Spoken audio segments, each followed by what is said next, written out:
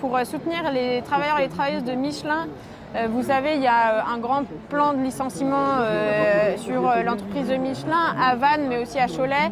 Là, ils sont en rendez-vous avec le maire de Vannes pour savoir ce que lui, il en pense de tout ça, parce que pour l'instant, il n'a rien dit, rien annoncé. En fait, ce qu'il faut comprendre, c'est quand même que Michelin, depuis plusieurs années, voit ses dividendes augmenter, les dividendes versés aux actionnaires. En parallèle, on voit qu'il licencie des milliers de personnes. Derrière les chiffres que les PDG mettent, en fait, nous, on dit qu'il y a des gens, il y a des hommes, il y a des femmes, il y a des vies qui sont brisées par ces licenciements massifs.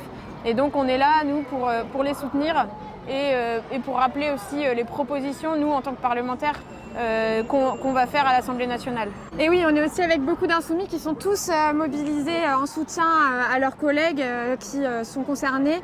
Et en tout et pour tout, en France, c'est 290 plans de licenciement dans l'industrie qui sont touchés. Donc c'est des centaines de familles et d'enfants qui vont être percutés forcément aussi avec ces plans de licenciement. Dans les mobilisations en soutien et à l'Assemblée, on porte aujourd'hui une proposition de loi pour que les aides publiques soient conditionnées à ce qu'il n'y ait pas de plan de licenciement. Il y a des entreprises comme par exemple Stellantis où le patron Carlos Tavares se prend 100 000 euros de rémunération par jour et qui fait quand même des plans de licenciement alors qu'ils ont des aides énormes. C'est 170 milliards d'euros d'aides annuelles pour Stellantis. Moi, sur ma circonscription, justement, il y a un plan de licenciement en cours.